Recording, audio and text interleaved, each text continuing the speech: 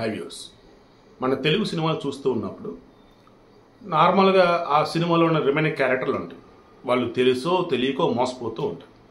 But hero character ఉంటుంది చాలా తెలివిగా, చాలా లాజికల్గా, చాలా ప్రాక్టికల్గా ఉంటూ తాను సేఫ్ సైడ్ అండ్ జాగ్రత్తగా ఉంటూ మిగతా కూడా జాగ్రత్తగా ఉండేలా చేస్తాడు. అండ్ అవతల వాళ్ళని ఆయా కష్టాల నుంచి బయటపడేస్తాడు. ఒకవేళ మోసపోతే అగైన్ వారికి సంబంధించిన పరిహారం ఏదైనా అందేలా చేయటం, ఎవరైనా మోసం చేద్దామని చూస్తే వాళ్ళ తాట తీయటం, లైక్ ఇలా ఉంటుంది.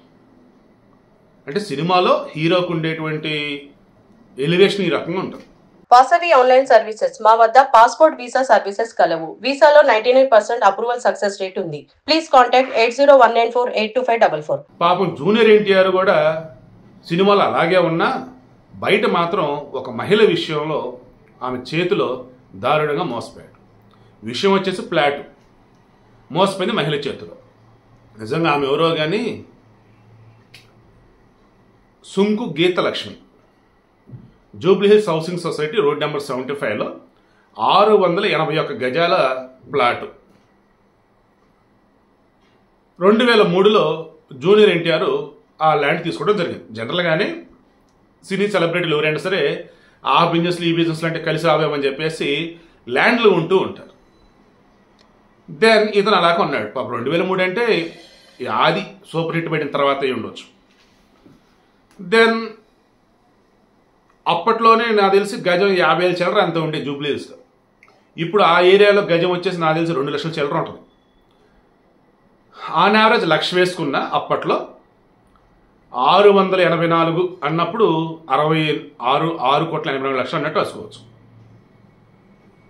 ఇప్పుడు ఇక్కడ జూనియర్ ఎన్టీఆర్ ఎలా మోసపోయాడు ఏంటి అంటే, ఆ ప్లాట్ అమ్ముతున్న మనిషి ఎవరైతే ఉన్నారో ఆమె చెప్పింది, సార్ నేను ఒక బ్యాంకులో మార్టగేజ్ చేసాను దీన్ని, ఓకేనా, దెన్ అది క్లియర్ అయిపోతే మార్టగేజ్ లోన్ క్లియర్ అయితే ఇక మీ పేరు రిజిస్ట్రేషన్ చేస్తా.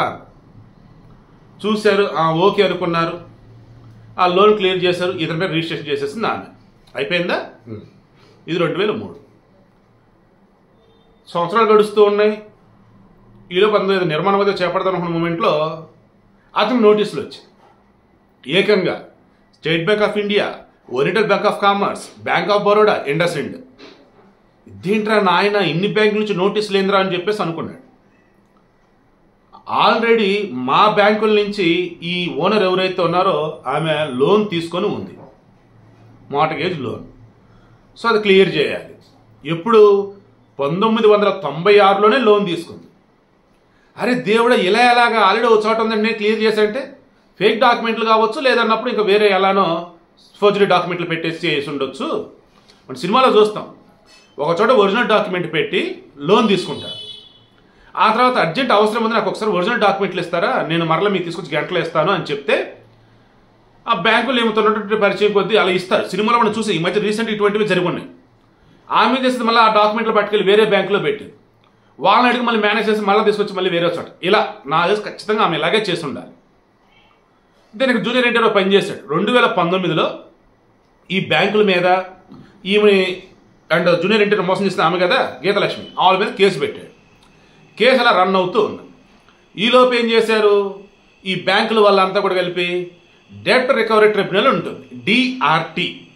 ఇదేంటంటే లోన్లు ఎవరికైతే ఇచ్చున్నారో బ్యాంకులు అండ్ ఆ లోన్ తీసుకున్న ఎవరైతే ఫ్రాడ్ చేస్తున్నారో వాళ్ళకి సంబంధించేసి ఒక న్యాయస్థానం లెక్క అనుకోవచ్చు, ఓన్లీ వాటి కోసం అన్నట్టు, ఓకేనా. ఇలా ఉన్నటువంటి మూమెంట్లో ఈ డెట్ రికవరీ ట్రిబ్యునల్ నుంచి జూనియర్ ఎన్టీఆర్కి వ్యతిరేకంగా తీర్పు వచ్చింది.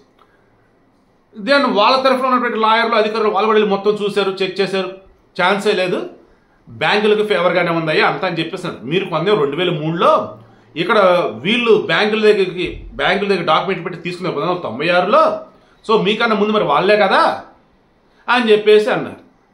దెన్ ఇంకా ఈ డెట్ రికవరీ ట్రిబ్యునల్ ఇచ్చిన దాని ప్రకారం ఏం చేస్తున్నాడు, హైకోర్టుకు అప్రోచ్ చేయన్నారు. జూనియర్ ఎన్టీఆర్ ఎప్పుడైతే హైకోర్టుకు అప్రోచ్ చేయన్నారో అప్పుడు న్యూస్ అంతా బయటకు వచ్చింది.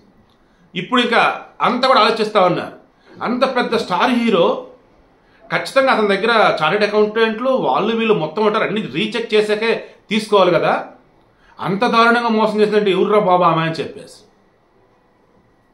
దెన్ హైకోర్టుకు వచ్చినారు. హైకోర్టు వచ్చేసి ఏం చెప్పినారంటే ఇదిగో డిఆర్టీ మాకు వ్యతిరేకంగా తీర్పిచ్చింది, మేమేమో 2003లో రిజిస్ట్రేషన్ చేసుకున్నాం, చూడండి డాక్యుమెంట్స్. అండ్ వాళ్ళేమో డిఆర్టీకి సంబంధించి చూసుకుంటున్నప్పుడు బ్యాంకుల వాళ్ళే ముందు ఆమెకు లోన్లు ఇచ్చినట్టు వాళ్ళని అంటున్నారు, ఇది కరెక్ట్ కాదండి అని చెప్పి కోర్టుకి అప్రోచ్ అన్నాడు. సరే మీ దగ్గర డిఆర్టీ ఆర్డర్ కాపీలు ఏమన్నా మొత్తం చూపించండి అన్నారు. అది ఇంకా మాకు అందలేదు, మాకు కొంచెం టైం ఇవ్వాలి, వెకేషన్ బెంచ్కి ఇవ్వాలన్నట్టుకంటే లేదు రెగ్యులర్గానే చేద్దాంలే, జూన్ 3 లోపు మీరు ఆ డిఆర్టీ డెట్ రికవరీ ట్రిబ్యునల్ వాళ్ళు ఇచ్చినటువంటి ఆర్డర్ కాపీ ఏదైతే ఉందో అవి అండ్ మీ దగ్గర ఇంకేవైతే ఉన్నాయో అవన్నీ కూడా తీసుకొని జూన్ 3 లోపు సబ్మిట్ చేస్తే జూన్ 6న విచారణ చేద్దామని అన్నారు. ఇలా మే 17 ఇంకెంత, ఇదొక 13 రోజులు, అదొక 3 రోజులు, 16 రోజుల లోపు అన్ని డాక్యుమెంట్లు జూనియర్ ఎన్టీఆర్ తరఫున టీం ఎవరైతే ఉన్నారో అన్ని కలెక్ట్ చేసి వీళ్ళు జెన్యూన్ అండ్ అవతల పర్సన్ మోసం చేసింది అండ్ బ్యాంకుల వాళ్ళు ఇన్ టైంలో అప్డేట్ ఇవ్వలేదు అన్నట్టుగానో మరి ఏం చెప్తారంటో వీ డోంట్ నో. కోర్టుకి అయితే హైకోర్టుకి సబ్మిట్ చేయాలి. హైకోర్టులో జూన్ 6న విచారణ అనేది రాబోతాం. ఇక్కడ ఒక మాట చెప్తాను నేను, నిన్న కూడా నాకు తెలిసిన వాళ్ళు ఒక నోటరీ ల్యాండ్ ఏదో తీసుకున్నారట. వాడు 18 లక్షలు డబ్బు తీసుకొని కూడా ఇక్కడే మన హైదరాబాద్లోని జవహర్ నగర్ పిఎస్ కింద వచ్చే ఏరియా, వాడు 18 లక్షలు డబ్బు తీసుకొని కూడా అవతల ఉన్నాడు. వాడు వార్డు మెంబర్కి దగ్గర కౌన్సిలర్కి దగ్గర అటాడు. ఇటువంటి కుప్పల చెత్తనా కొడుకులు హైదరాబాద్లో. వాడేం చేశాడు, ఇంకా నువ్వు 18 లక్షలు నాకు ఇచ్చావా, ఇచ్చావు, నేను ఈ ప్లాట్ ఇవ్వనుగా, ఏం చేసుకుంటావు చేసుకోపో, ఎక్కడ కంప్లైంట్ ఇచ్చుకుంటావు అని చెప్పేసి అన్నాడు. వాళ్ళు పోలీసులు 2 సార్లు కంప్లైంట్, వాళ్ళు కంప్లైంట్ ఫైల్ తీసుకోవట్లేదు. మరి అదేంటి అర్థం కాదు. నేను ఒకటే చెప్పా, మీ దగ్గర ఉన్నటువంటి ప్రూఫ్లు ఏవైతే ఉంటాయో అవి తీసుకొని డైరెక్ట్గా రాచకొండ కమిషనరేట్కి వెళ్ళిపోండి, అక్కడ న్యాయం జరిగిద్దని చెప్పేసి అన్న. బట్ ఎన్నికలు హడావుడి కదా, ఎన్నికలు అయిన తర్వాత వెళ్ళండి అని చెప్పాను. మనం మే 13 అయిపోయింది కదా, మరి 14, 15 వెళ్ళారో లేదో నాకు ఇంకా అప్డేట్ ఇవ్వలేదు వాళ్ళు. నా యూట్యూబ్లో వీడియో పెట్టాను దీని గురించి అంటే నేను అన్నాను, ఏ వీడియో పెట్టాలి నాకు అర్థం కాదు. నోటరీ భూములు మీరు తీసుకున్నది, అసలు నోటరీ భూములు 2 తీసుకుంటారా, అవి ఎంతమందికి ఇచ్చాడు ఎవరికో తెలుసు.